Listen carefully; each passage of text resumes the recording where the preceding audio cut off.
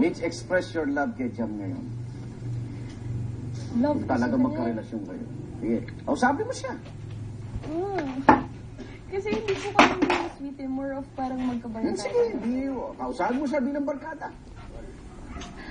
Super thankful ako sa almost 5 years natin. Kasi sa'yo ko lang na-feel, sa'yo ko lang na-express yung sarili ko. Tapos ikaw yung pinaka nakakakilala sa akin buong buhay ko. Tapos, thank you kasi lagi kang nandyan for me. Sa simple mga food trip natin, may kanya-kanya tayong pagkakaintindihan. Huwag ka umiyak. Ayun. Super happy ako na nandyan ka. And sana, ikaw yung makikita ko in front of the altar in the future. Na maghihintay sa akin. Okay. Pao, alam mo sobrang blessed ako simula nang dumating ka sa buhay ko. Dahil hindi lang sa lahat ng aspects, so parang binago mo yun. So, Naiiyak siya. Emotional Kasi- po kasi siya eh. sana, yun nga, ako talaga yung makasama mo sa altar. Ano ba yan? Hindi ko alam na may gantang session. Sasabihin ko sa lolo mo tsaka sa family mo, sa parents mo na ako na talaga yung magpapapay lahat ng kailangan mo sa buhay. Well said, well said. Ano mo? O sige, magpa-cute ka. Yung mas cute pa. Yan o. Hindi naman yung cute eh. Mukha ka naman tanga dyan eh. Paano ba? Basta, umiti ka na. Siguro ganun ka. Yan. Okay, mukha ka na natata-ethics. Ayusin mo. Okay. Teka lang. Ano? Gusto mo magpahinga na muna tayo?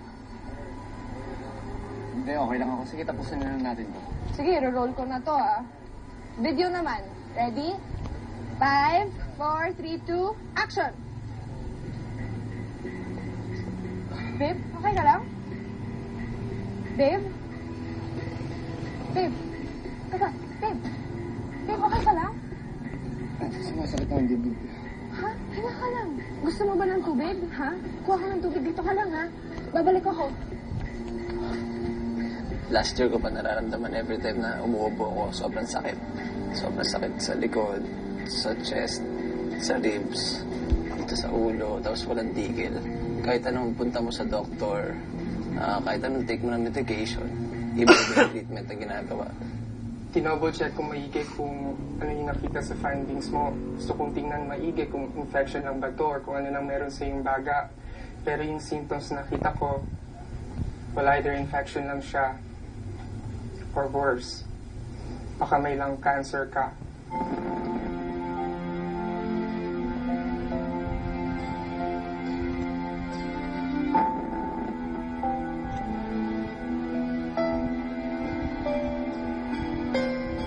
Tumigil yung mundo namin eh.